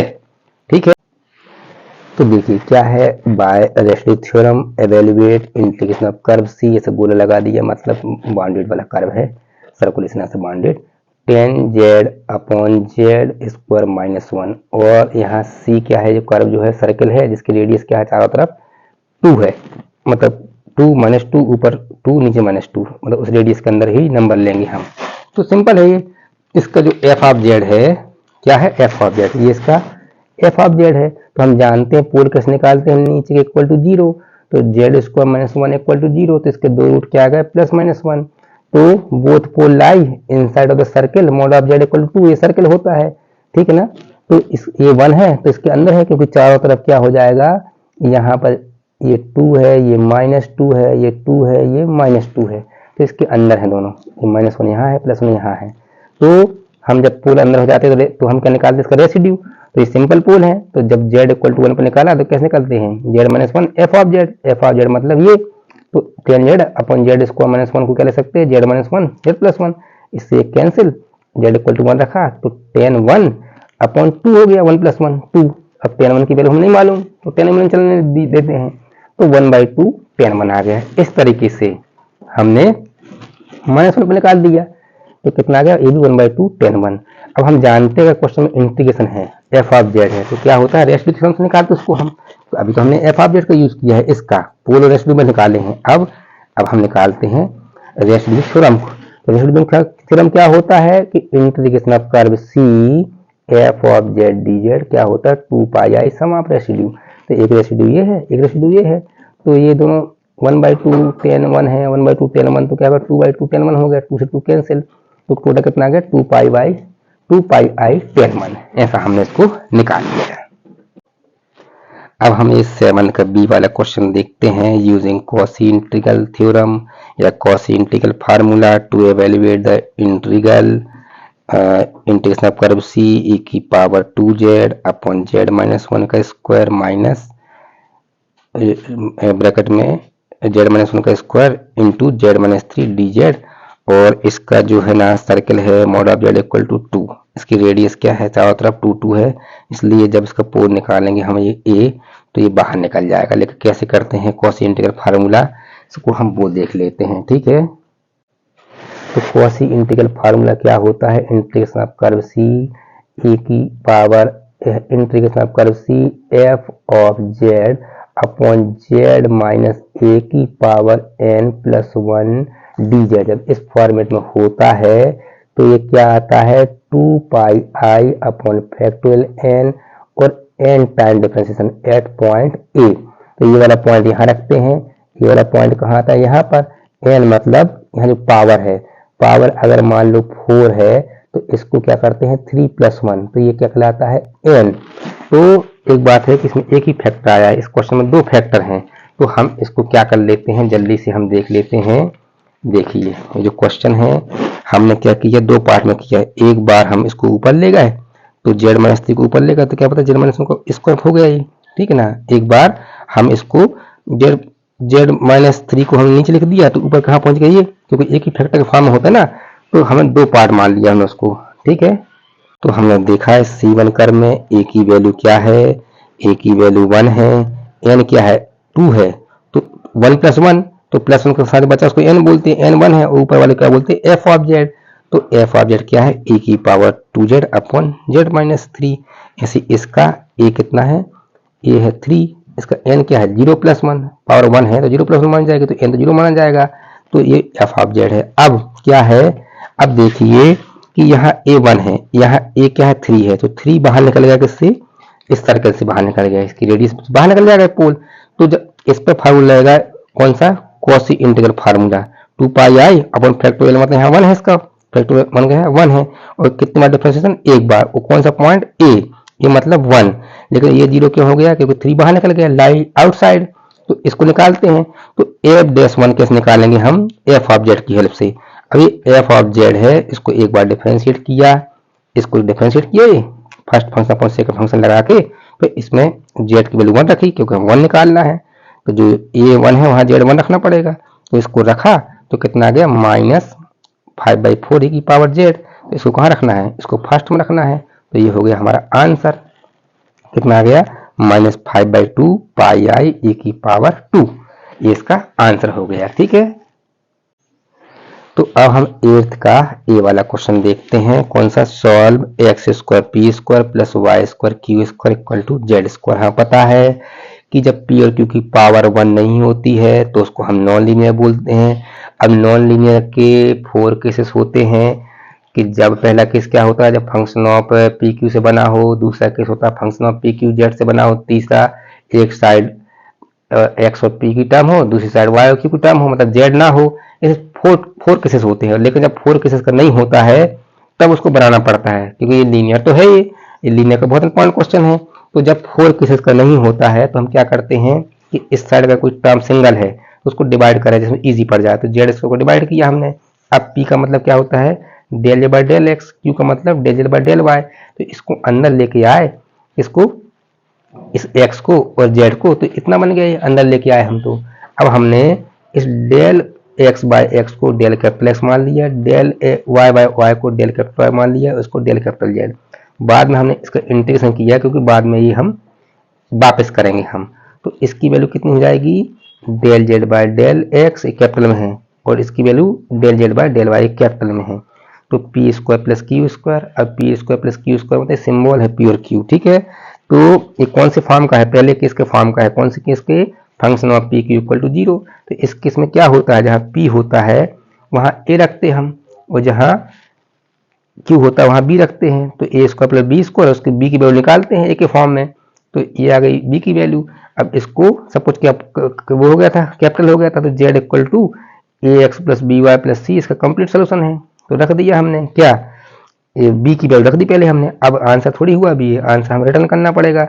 जेड की वैल्यू, कैपिटल जेड की वैल्यू स्मॉल लॉग जेड है, कैपिटल एक्स की वैल्यू स्मॉल लॉग एक्स है, कैपिटल वाई की वैल्यू स्मॉल लॉग वाई है। यहाँ पर ये वैल्यू हमने वापस कर दी। इस तरीके से हमने इसको सॉल्व कर लिया।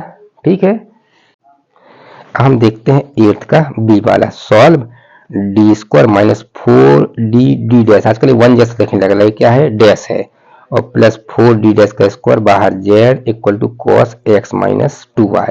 ये third unit partial differential equation के CF/PI का है। CF तो हम मालूम है 2 केसेस होते हैं, PI के कितने होते हैं, 4 केसेस होते हैं। देख लेते हैं जल्दी से हम।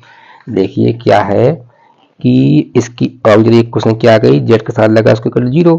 इस टॉपिक में d इक्वल टू m रखते हैं हम, d डैश इक्वल टू 1। तो ये हो गई इक्वेशन, इसकी रूट आ गया 2 और पार्शियल में CF का फॉर्मेट f1 f2 के फॉर्म में होता है। चूंकि ये सेम रूट है तो f1 y plus 2x plus x into f2 y plus 2x।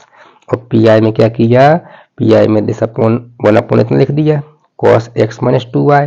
तो अब हम क्या पुट करते हैं, a क्या है, x लगा उसको a बोलते हैं, a1 है, y लगा उसको b बोलते हैं, b माइनस 2 है। तो जहाँ d है वहाँ 1, जहाँ d डैश वहाँ माइनस 2, और x माइनस 2y को हम u मानते हैं। क्यों, क्योंकि हमें एक रिस्पेक्ट चाहिए। तो cos u du 2 बार इसका इंटीग्रेशन कर देंगे हम। तो cos u का एक बार sin u आ गया, sin u का एक बार माइनस cos u आ गया, और माइनस बाहर ने कर दिया और u को वापस कर दिया। ऐसा हमने u को वापस कर दिया। अब यहाँ पर देख लेते हैं, जहाँ d है वहाँ 1, जहाँ d डैश वहाँ माइनस 2, जहाँ d है वहाँ 1, जहाँ d डैश वहाँ माइनस 2 रखा, सिंपल किया, 1/25 आ गया, इसका माइनस आगे आ गया, यहाँ u वापस कर दिया। तो कंप्लीट सोल्यूशन क्या होता था इसका, z equal to CF plus PI। तो ये CF है, ये PI है। तो ये तो बहुत वो सिंपल क्वेश्चन है इसका CF/PI का। ठीक है, तो हमने देखा कि इस तरीके से हमने नवंबर वाला जो पेपर है, ये वाला पेपर हमने इसको सॉल्व कर लिया हमने। ठीक है, ओके, कोई डाउट हो तो व्हाट्सअप कर दीजिएगा और डिस्कस कर लेंगे। ठीक है, और बाकी जो भी है इसका डिटेल में हमने लिंक भेजी हुई है अपनी यूट्यूब पे। तो हर एक क्वेश्चन का टॉपिक जो है स्टार्टिंग में कहाँ से कैसे आया क्या आया है, वो आप लिंक पे जाके इसको देख लीजिएगा उस टॉपिक को। ठीक है।